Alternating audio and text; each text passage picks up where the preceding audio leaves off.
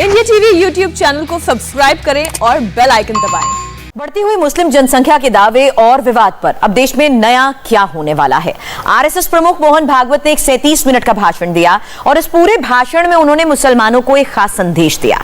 इस संदेश में हिंदुत्व के सेक्युलरिज्म और सोशलिज्म की व्याख्या है और पाकिस्तान वाली सोच पर अटैक। भागवत के इसी भाषण में छुपा है देश में आबादी के असंतुलन से निपटने का प्लान। क्या है ये भागवत प्लान, देखिए इस खास रिपोर्ट में। तो 1930 से योजनाबद्ध रीति से और मुसलमानों की संख्या बढ़ाने के प्रयास हुए। जितने भूभाग पर हमारी संख्या बढ़ेगी उतने भूभाग पर सब कुछ हमारे जैसा होगा। जो हमारे से अलग है वो हमारे दया पर वहां रहेगा अथवा नहीं रहेगा।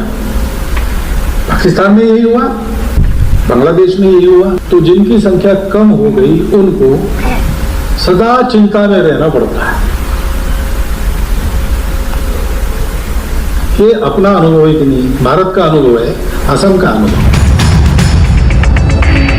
इस बार मोहन भागवत ने मुसलमानों को डायरेक्ट मैसेज दिया है, इतिहास का जिक्र किया है, पाकिस्तान और बांग्लादेश में हिंदुओं के जख्मों की फिक्र की है, सीधे सीधे मुसलमानों का नाम लिया है और उस ऐतिहासिक फॉर्मूले पर अटैक किया है जिसका मकसद है जनसंख्या बढ़ाओ, देश कब्जाओ। ये सारे खौलते हुए बयान उन्होंने असम के गुवाहाटी में दिए हैं जहां बांग्लादेशी घुसपैठ पहले से बड़ी समस्या है। एनआरसी और सीए को जहां पर लागू किया जा रहा है, यहां पहले मोहन भागवत ने एक बुक लॉन्च की, citizenship debate over NRC and CA, Assam and the politics of history. और फिर इतिहास और भूगोल की पाठशाला में सेकुलरिज्म और सोशलिज्म का पाठ भी पढ़ाया। तो 1930 से योजनाबद्ध रीति से और मुसलमानों की संख्या बढ़ाने के प्रयास हुए। उसका कारण जैसा बताया गया अभी कि कोई संतरास था इसलिए इधर आके यहां संख्या बढ़े, ऐसा था, ऐसा नहीं। इकोनॉमिक कोई आवश्यकता थी, ऐसा नहीं। एक योजनाबद्ध ऐसा विचार था कि जनसंख्या बढ़ाएंगे, अपना प्रभुत्व, अपना वर्चस्व स्थापित करेंगे और फिर इस देश को पाकिस्तान बनाएंगे।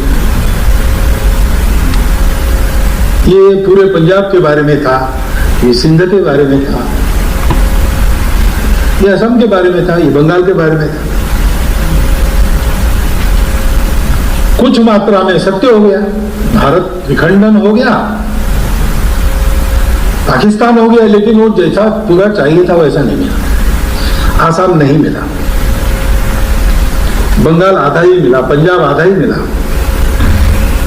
बीच में कॉरिडोर चाहते थे वो नहीं मिली।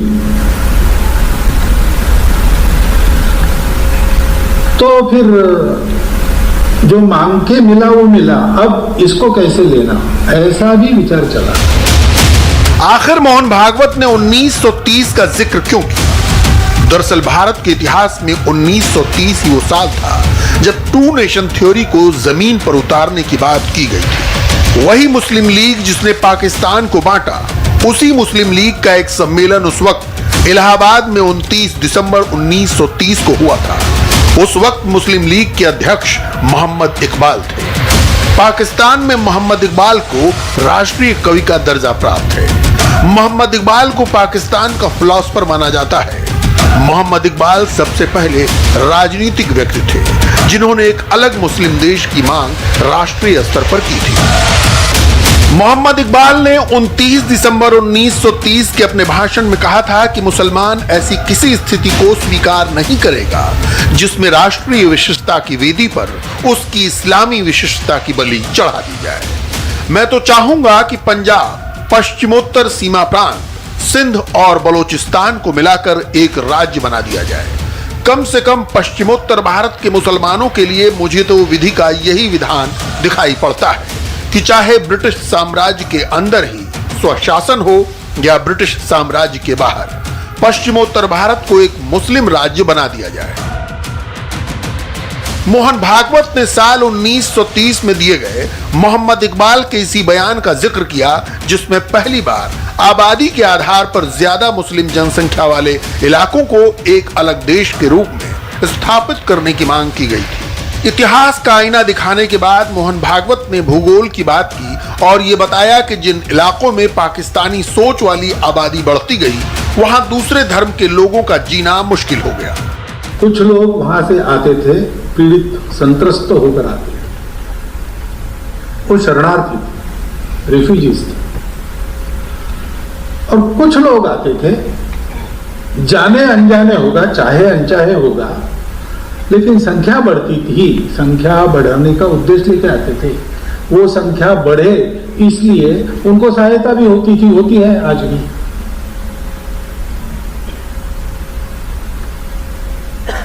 और जितने भूभाग पर हमारी संख्या बढ़ेगी उतने भूभाग पर सब कुछ हमारे जैसा होगा।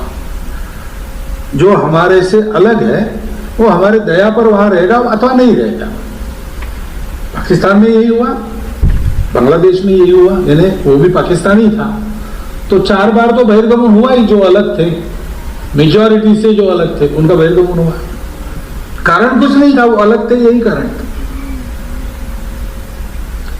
और हम ये अनुभव करते हैं कि ऐसे लोग आकर जहां बसते हैं वहां संख्या अगर बढ़ गई तो जिनकी संख्या कम हो गई उनको सदा चिंता में रहना पड़ता है। ये अपना अनुभव है कि नहीं, भारत का अनुभव है, असम का अनुभव। मोहन भागवत ने असम का जिक्र किया जहां इस वक्त भी बांग्लादेशी घुसपैठ एक बहुत बड़ा मुद्दा था। अगर असम की मुस्लिम आबादी की बात करें तो साल 1951 में असम में मुस्लिम आबादी 24.68% थी। साल 1971 में मुस्लिम आबादी 24.56% थी। साल 2001 में यहां मुस्लिम आबादी बढ़कर 30.9% हो गई और साल 2011 में यहां मुस्लिम आबादी बढ़कर 34.22% हो गई। यानी 1951 के मुकाबले 2011 में मुस्लिम आबादी में 10% की तेज बढ़ोतरी हुई और इसकी अहम वजह घुसपैठ थी। मोहन भागवत ने ये सारी बातें जिस मंच से कहीं उसी मंच पर असम के मुख्यमंत्री हिमंत बिस्वा शर्मा भी मौजूद थे, जो जनसंख्या पर कानून लेकर आए हैं और जिन्होंने ये बात विशेष रूप से कही है कि वो ये बात सुनिश्चित करेंगे कि मुस्लिम जनसंख्या नीति को फॉलो करें। अपने 37 मिनट के भाषण में मोहन भागवत ने मुसलमान शब्द का जिक्र एक बार ही किया, लेकिन उनका निशाना लगातार मुसलमानों पर ही रहा। ऐसा डर कभी पैदा नहीं हुआ कि दूसरों के आने से हम खत्म होंगे, और नहीं भी हुए। लेकिन जब ऐसा पड़ोसी आया, ऐसा व्यक्ति आया, ऐसा सोचने वाले आए कि एक होने के लिए एक ही प्रकार आवश्यक है, 2 प्रकार नहीं चलते, तब फिर खतरे आ गए। क्योंकि सारी जीवन का सारा विचार ही इस पर आधारित है कि जहां भी हम रहे वहां हम डोमिनेंट रहे, हम साथ में रहे, ऐसा नहीं। तो हमको दुनिया की किसी भाषा से, किसी धर्म से, किसी बात से हमको परहेज नहीं, क्योंकि हमारी दृष्टि तो ये है वसुधैव कुटुंबकम, स्वदेशो भुवनत्रया। हमारे देश में तो कितने अलग अलग राज्य थे, लेकिन हमारे यहाँ वीसा पासपोर्ट नहीं था, यात्राएं होती थी, हिमालय से कन्याकुमारी, कच्छ से कामरूप, आना जाना लोगों का चलता था। छोटे से ब्रेक के लिए मैं यहाँ पर रुकने, आगे वक्त हेडलाइंस का।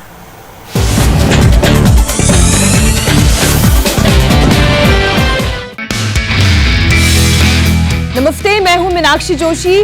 वीडियो और खबरों से अपडेट रहने के लिए India TV YouTube channel subscribe करें, बेल आइकन दबाना ना भूलें। जुड़े रहें इंडिया टीवी के साथ।